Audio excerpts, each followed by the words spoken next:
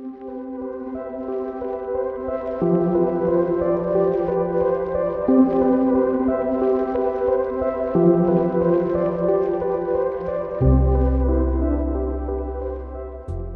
the rivers of Babylon we sat down and wept as we remembered Zion, carried us away in captivity, required from us a song. Now how shall we sing the Lord's song in a strange land? Many of you will remember that song released in 1978 by the German reggae group Boney M. The words of that song are taken from Psalm 137 and are some of the most well-known words in the Old Testament. They're words that also resonated with African slaves in the American Deep South, who turned the words into an African-American spiritual. Psalm 137. By the rivers of Babylon we sat down and wept when we remembered Zion. There on the poplars we hung our harps, for there our captors asked us for songs. Our tormentors demanded songs of joy. They said, "Sing us one of the songs of Zion." How can we sing the songs of the Lord while in a foreign land? If I forget you, Jerusalem, may my right hand forget its skill. May my tongue cling to the roof of my mouth if I do not remember you, if I do not consider Jerusalem my highest joy. The psalm has a powerful backstory. It was written in the 6th century BC by the people of Judah who had been taken captive by the world superpower of the day, the Babylonians. The year was 586 BC. The Babylonian armies under the leadership of King Nebuchadnezzar, the Vladimir Putin of his day, invaded Jerusalem. The people of Judah, who had previously boasted a king and a temple and a great expanse of land, all of which they believed had been given to them by God, a God who promised that he would be their God and protect them against their enemies forever. The Babylonians laid siege to Jerusalem, destroyed their magnificent Solomon's temple, knocking down the city walls, razed the city to the ground, exiling the brightest and the best, taking them captive to Babylon, young men like Daniel and his friends. Those who remained were left without a king, without a place of worship, and without national identity. Everything that they believed about themselves and about their God was thrown into question. This was a crisis point. Had God really abandoned them? Their priests wondered how they should conduct their religious rituals and sacrifices without a temple, without an altar. Parents were worried that their children would become infatuated with the power and wealth of Babylon and forget all about their own people's most cherished values. These were desperate times. If the people of Judah no longer had their own land, their own king, their own temple, no sense of national identity, then what did they have?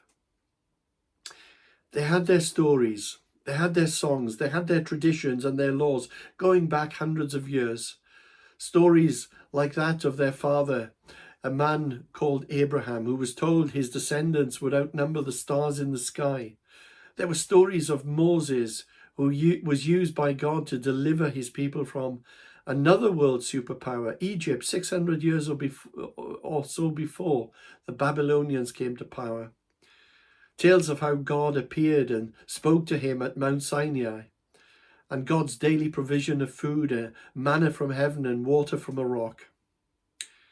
And there were also other stories of how a shepherd boy became a king, and amazing accounts of the great prophets like Elijah and Elisha and many others. And these stories reminded them that their God was both powerful and faithful. He would not let them down. These stories, some had been written down, many others had just been remembered and passed from generation to generation by word of mouth, from grandparents to parents to children. These stories helped them come to terms with their loss and encourage them to believe for a new day, a day when once again they would worship in their homeland. They were in a hard place, a strange land. They sat down by the rivers of Babylon, the rivers Euphrates and Tigris, and wept as they remembered all that they once had, all that enriched their lives. Their captors demanded them to sing. Sing your songs of homeland. Sing your songs of Zion. But how could they sing the songs of the Lord in a strange land? And as they reminded themselves of those stories, recapping the details, they encouraged themselves greatly, particularly the story of the Exodus, which was the story almost parallel to their present story, being slaves in a foreign land, being tormented by harsh captors. On that previous occasion, God delivered their nation, raised a leader named Moses, led them by fire and by cloud. Surely their God could do the same again in their day, couldn't he? How can we sing the songs of the Lord in a strange land, they said. Those words, strange land, might resonate with some of us today.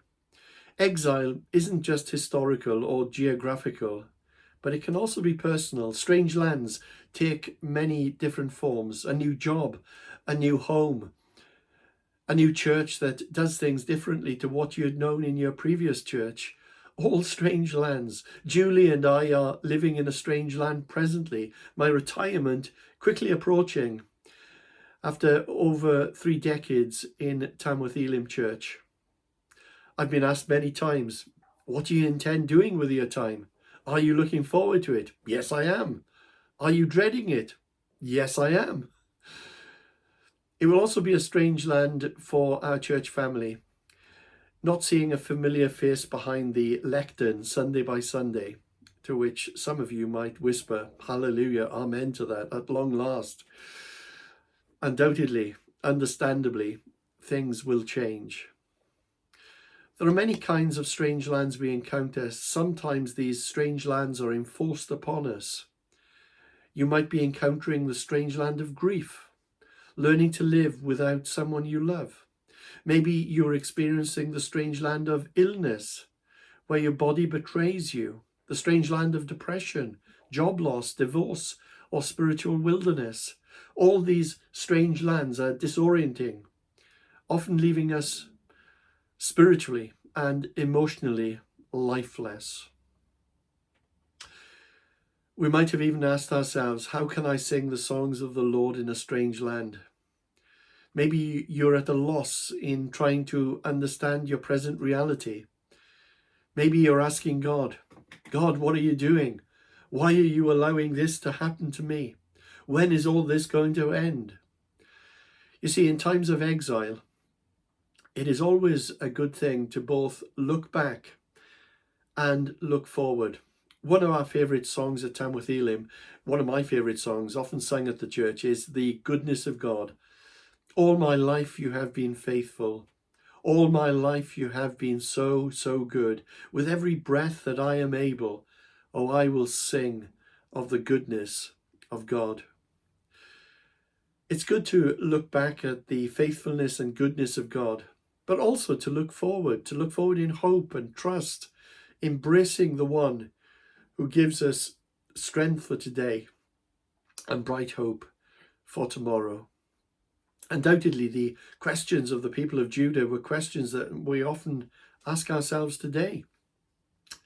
Why does it appear on times that God is nowhere to be found? Why does God not follow through on his promises? Is God faithful? Is he good? Is he present? In this time of great national trial, God asks his people to remember. And they do this through gathering and collating their ancient stories, inviting their scribes to write many of those stories passed down from generation to generation for the first time. They had lost their national identity, their temple, their worship, their city, their land, their king. And in bringing together all their stories, it was a process of national remembrance. They were encouraged to remember how in the beginning God created order out of chaos. Well, he still does that. Remember that you were created in God's image as stewards of God's creation, not as slaves. Remember how God promised elderly Abraham descendants that would outnumber the stars. You are among that number, my special people. Remember how God changed the circumstances of a prisoner, a man whose brothers sold him into slavery, to become a prime minister to save a nation. I want you to know that I am for you, just as I was with Joseph. And with me, everything will be okay.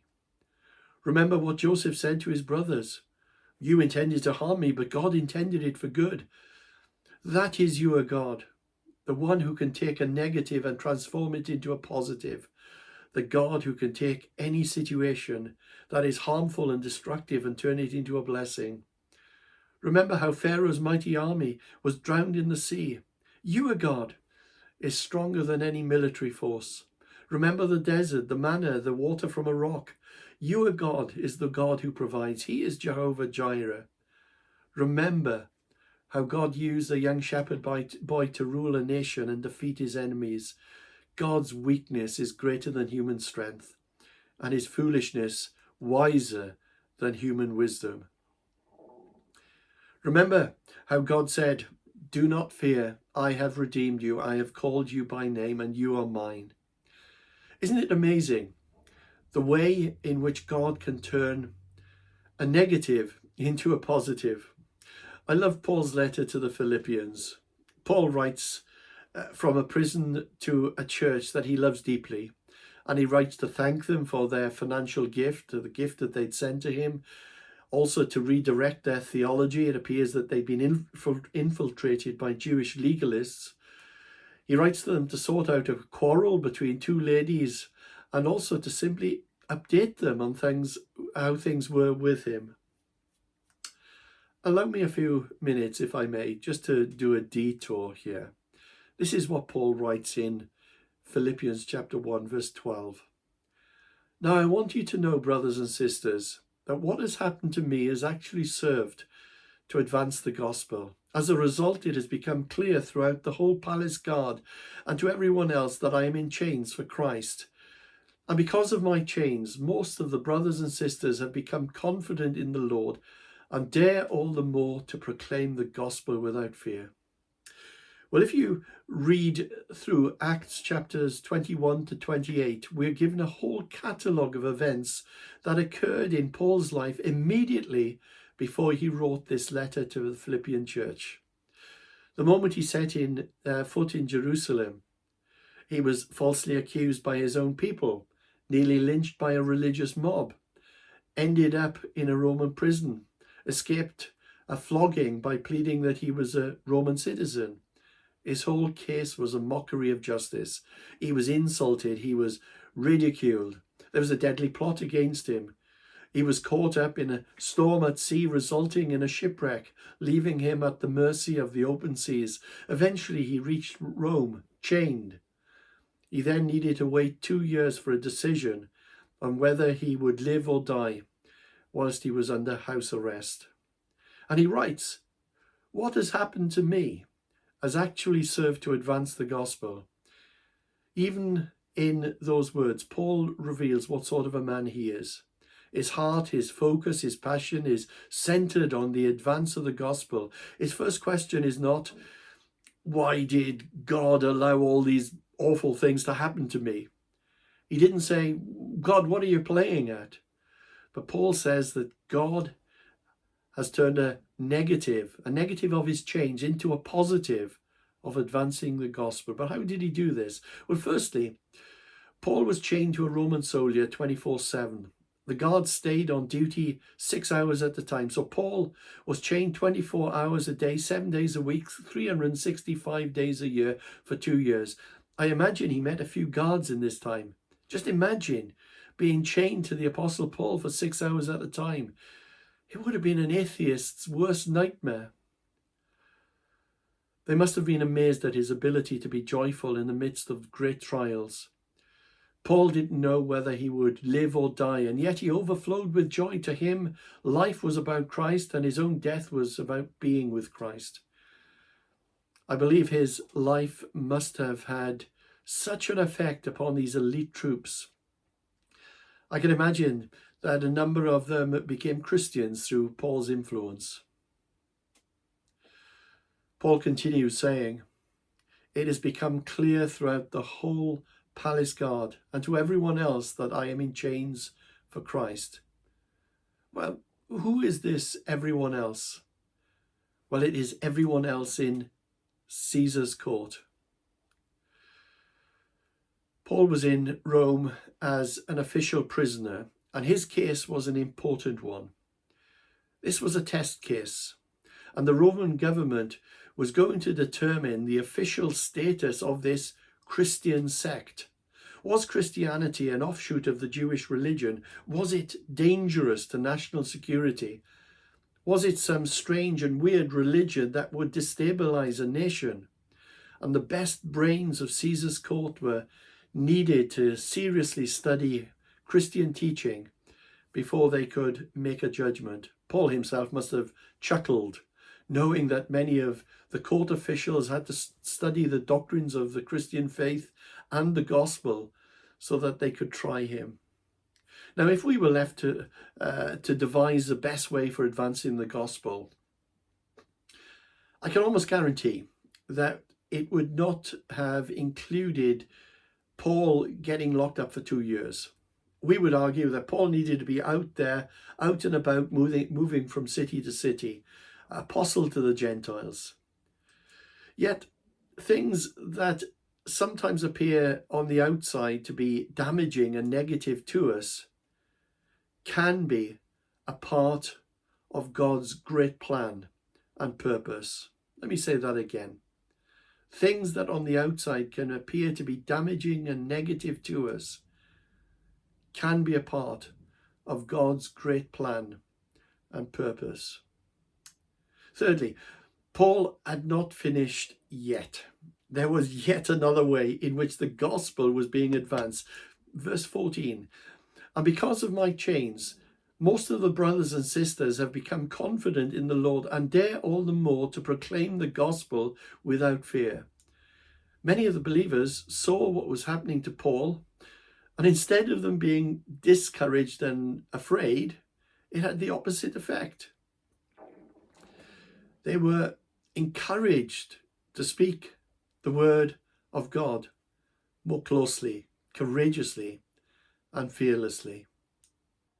God's ways are so much higher than ours. Coming back to Psalm 137, "By the rivers of Babylon, where the people sat down and wept and remembered Zion," their collective remembering produced the Hebrew Bible, our Old Testament. God, with one stroke of the pen, can turn a negative into a positive. And throughout the pages of the Bible, we see this similar pattern, which is God often chooses to meet his people in a strange land. But how do we find our song again in a strange land? Well, I'd like to offer you 3 suggestions. Firstly, that we acknowledge our grief. It's okay to weep. It's okay to hang up your harp for a season, to take stock, to reevaluate, recalibrate all that is going on in our lives. Faith doesn't pretend. Biblical faith is sometimes quite raw. It's honest, it's authentic, it's real. Secondly, look for God's presence. Even in Babylon, God was with his people. Through the prophet Jeremiah, God instructed his people to build houses and settle down, plant gardens and eat what they produce, marry and have sons and daughters, find wives for your sons and daughters in marriage. Seek peace and prosperity of the city to which I have carried you into exile. Pray to the Lord for it, because if it prospers, you too will prosper. The spiritual lesson here is not to wallow in self-pity, not to nurse your wounds. Don't focus on your difficulties or don't be driven by despair, but look for God in your circumstances. Seek his presence. Ask him to reveal himself to you and how you might serve his purposes in your strange land. In the high times, Be God's instrument of blessing wherever he has placed you. In the low times, be God's instrument of blessing wherever he has placed you. Allow him room to turn those negatives into positives. And thirdly, trust in the God who restores. Times of famine last for a season. Night always turns into morning. And in Judah's case, exiles return home. That was Judah's story. God promised that they would return after 70 years, and many of them did. 70 years later, the rebuilding of the temple commenced. The psalmist writes of his experience in Psalm 30. Weeping may stay for a night, but rejoicing comes in the morning. You turned my wailing into dancing. You removed my sackcloth and clothed me with joy. So, how do we find our song again in this strange land? Firstly, acknowledge our grief. Secondly, look for God's presence. And thirdly, trust in the God who restores. I'd like to finish with a poem which I've entitled In a Strange Land, based on Psalm 137. By the rivers of sorrow we sat down and wept, our hearts stilled, heavy with silence. Like morning mist, memories cling, Zion's hills, the songs of home, now echoes lost in a land not ours. They asked for joy in our grief, melodies from broken hearts. But how can we sing the Lord's song in a strange land? And yet, have we not all walked in such exile? Not always by foreign waters, but through deserts of illness, through mountains of loss, through valleys where hope seems swallowed whole. A diagnosis, a betrayal, a dream dissolved, new seasons we never asked for, unfamiliar streets of waiting, lonely rooms of unanswered prayers, strange lands, all, where we do not know the language, and the stars seem not to shine. But listen, even here, God is not a distant memory. He walks the shores of Babylon too. He weeps beside us, takes the harp from our trembling hands and strings it anew with grace, and crafts a melody no exile can silence. He teaches us the song again, not the old melody, but one shaped by fire and trial, a deeper hymn, woven with threads of trust. For every exile finds its end, every weeping night meets a morning, and the Lord, faithful always, leads us home, even if we must first walk through a strange land.